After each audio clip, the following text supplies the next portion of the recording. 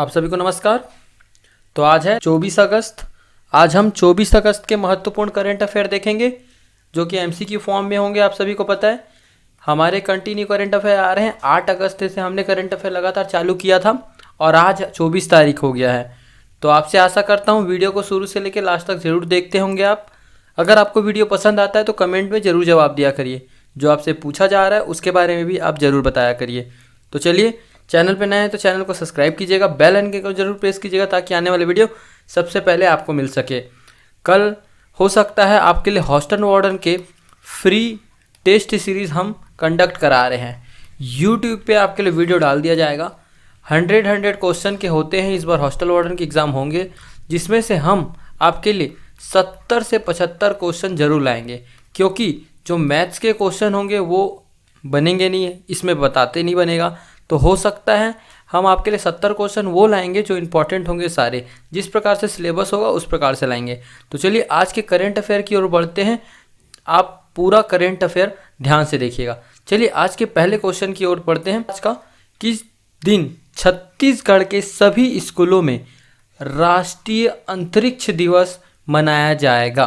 तो बताइए किस दिन मनाया जाएगा? तो ये हो जाएगा 23 अगस्त 2024। ऑप्शन इसका बी राइट आंसर होगा।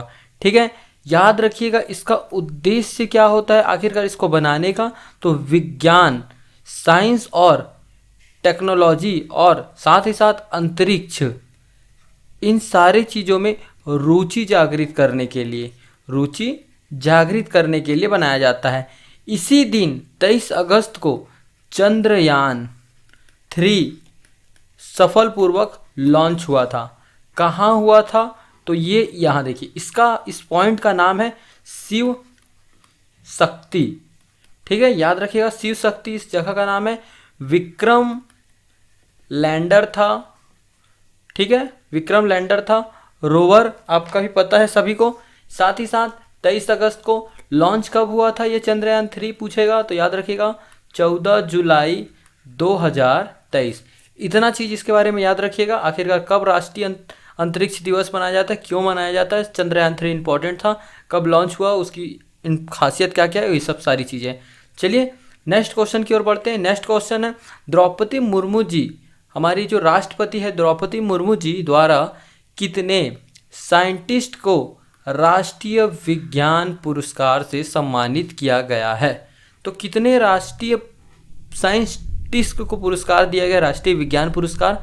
तो ये हो जाएगा 33। टोटल 33 लोगों को दिया गया। ऑप्शन ए इसका राइट आंसर होगा, याद रखिएगा। देखिए ये जो राष्ट्रीय विज्ञान पुरस्कार है ना, इसमें कैश नहीं दिया जाता है।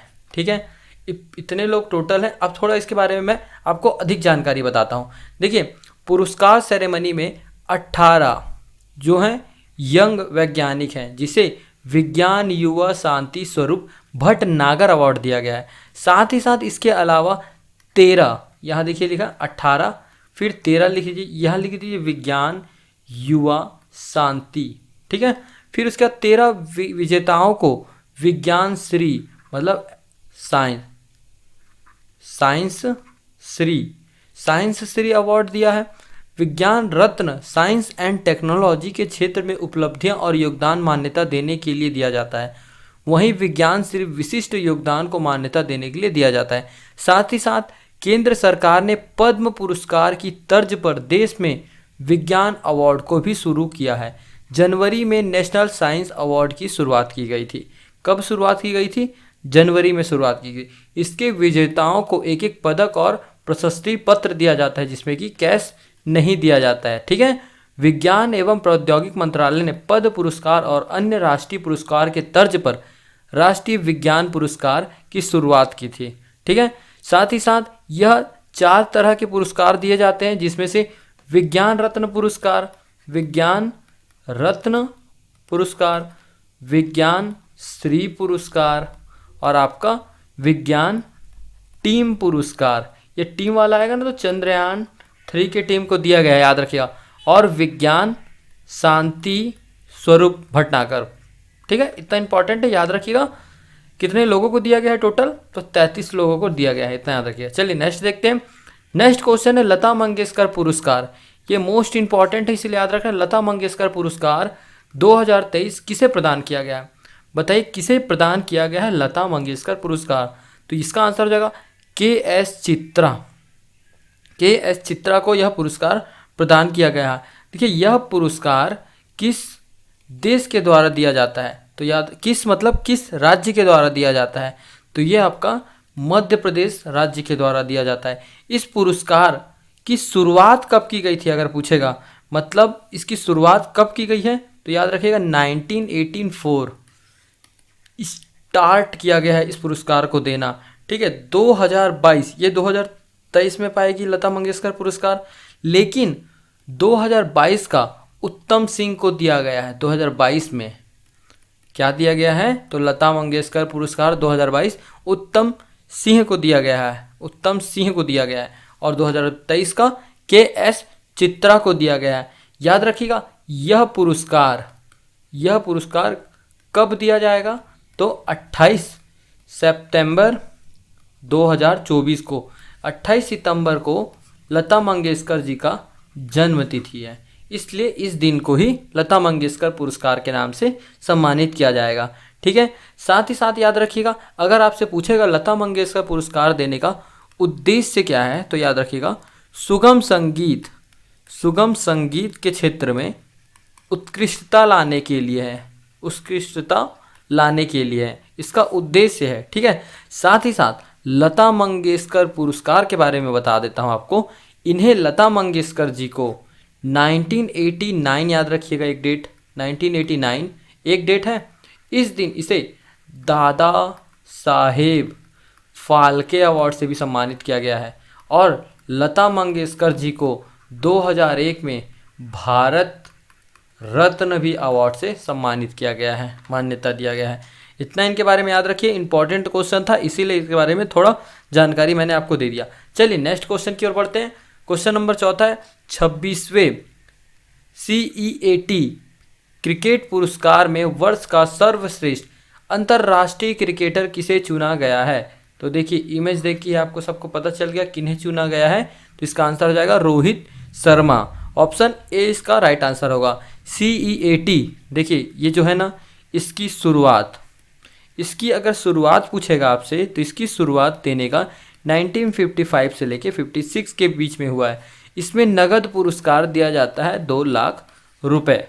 ठीक है, याद रखिएगा इंपॉर्टेंट था ये क्वेश्चन, इसीलिए आपको पूछेगा 26वें कैट पुरस्कार किसे दिया गया है? तो ये रोहित शर्मा को दिया गया। नेक्स्ट देखते हैं, छत्तीसगढ़ के किस जिले में लाइट मेट्रो सुविधा जल्द चालू होने वाली है? तो बताइए कहाँ पे लाइट मेट्रो सुविधा चालू होने वाला है, कहाँ से कहाँ तक छत्तीसगढ़ में? तो ये याद रखिएगा रायपुर से लेके दुर्ग तक। ऑप्शन सी इसका राइट आंसर होगा, रायपुर से लेके दुर्ग तक। देखिए लाइट मेट्रो है ना जो, ये एक क्या है? एशियन टेक्नोलॉजी है, एशियन टेक्नोलॉजी पर आधारित है, एशियन टेक्नोलॉजी पर आधारित है। ये रायपुर निगम, कौन से निगम? रायपुर निगम और रूस के बीच MOU हस्ताक्षर हुआ है। ठीक है, साथ ही साथ आपको बता दूं ये जो लाइट मेट्रो है किस प्रकार से होता है। ये तो एक रोड है, मान लीजिए रोड है, रोड में पटरी बिछा दिया जाएगा, उस पर ये ट्रेन चलेगा, मतलब लाइट मेट्रो चलेगा। एक होता है रोड, शहर के बीचों बीच पोल लगा दिया जाएगा, उसके ऊपर हल्की सी पटरी बिछा दी जाती है।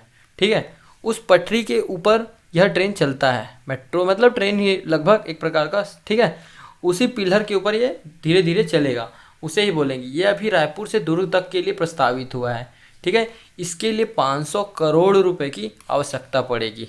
चलिए नेक्स्ट देखते हैं, भारत यूरोपीय संघ क्षेत्रीय सम्मेलन कहाँ आयोजित किया गया है? तो कहाँ आयोजित किया गया है?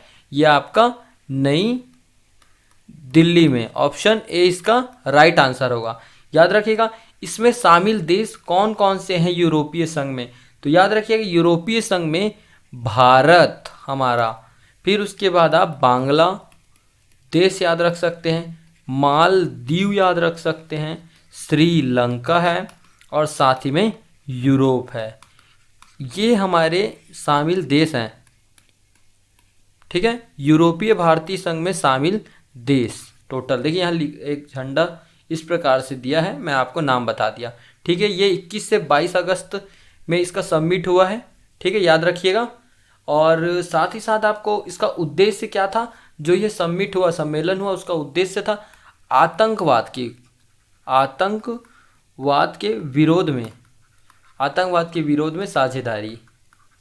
ठीक है, ये इसका उद्देश्य था। अगर पूछेगा आपसे उद्देश्य क्या था तो ये याद रख सकते हैं। चलिए नेक्स्ट क्वेश्चन की ओर बढ़ते हैं। नेक्स्ट क्वेश्चन है इंपॉर्टेंट क्वेश्चन है, इसलिए इसको ध्यानपूर्वक ध्यान दीजिएगा। काकरापारा परमाणु ऊर्जा स्टेशन काप्स बोल सकते हैं किस राज्य में स्थित है? तो ये आपका किस राज्य में स्थित है बताइए? काकरापारा परमाणु संयंत्र, तो ये अपना गुजरात राज्य में स्थित है। ऑप्शन डी इसका राइट आंसर होगा, यह गुजरात में स्थित है। साथ ही साथ याद रखिएगा, हाल ही में 21 अगस्त 2024 को ये स्टार्ट हुआ है। साथ ही साथ ये कितना मेगावाट का है? तो याद रखिएगा 700 मेगावाट का एक स्वदेशी संयंत्र है।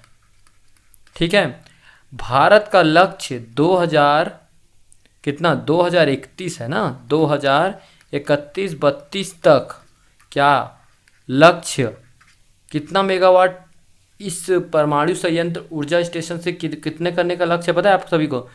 22,480 मेगावाट लक्ष्य रखा गया है।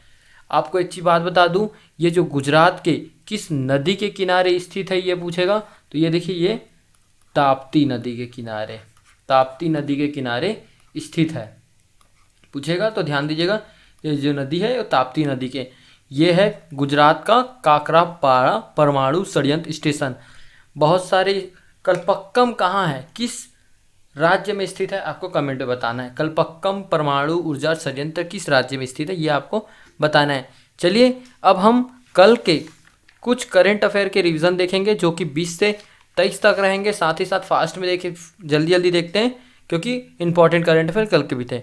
चलिए, किस राज्य में हाल ही में क्रीड़ा महोत्सव योजना की शुरुआत की गई है? तो ये आपका छत्तीसगढ़ में।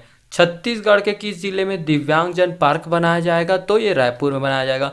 हाल ही में लोक लेखा समिति का अध्यक्ष किन्हें चुना गया है? तो किन्हें चुना गया है? केसी वेणुगोपाल को चुना गया। ऑप्शन ए राइट आंसर होगा। स्टैच्यू ऑफ यूनियन स्थापना कहाँ की गई है? तो ये आपका अमेरिका में। किस अमेरिका में? उत्तरी अमेरिका में की गई है। ठीक है, कौन सा देश भारत को 1000 मेगावाट बिजली का निर्यात करेगा? तो कौन सा देश करेगा? नेपाल। इंडिया ट्रैवल अवार्ड सर्वश्रेष्ठ हवाई अड्डा, किस हवाई अड्डे को तीसरी बार लगातार पुरस्कार मिला है? तो कौन सा हवाई अड्डा है जिसे लगातार पुरस्कार मिला है? तो ये आपका राजीव गांधी अंतर्राष्ट्रीय हवाई अड्डा। हाल ही में कौन सा हवाई अड्डा नेट जीरो कार्बन उत्सर्जन के लिए पहला भारतीय हवाई अड्डा बन गया है? तो कौन सा बन गया है? इंदिरा गांधी अंतर्राष्ट्रीय। ठीक है, इंदिरा गांधी अंतर्राष्ट्रीय हवाई अड्डा। आज के करंट अफेयर देख लिए थे, कल के भी हमने रिवीजन कर लिए। चलिए बच्चों, मिलेंगे नेक्स्ट वीडियो में, तब तक के लिए जय हिंद, जय भारत, जय छत्तीसगढ़।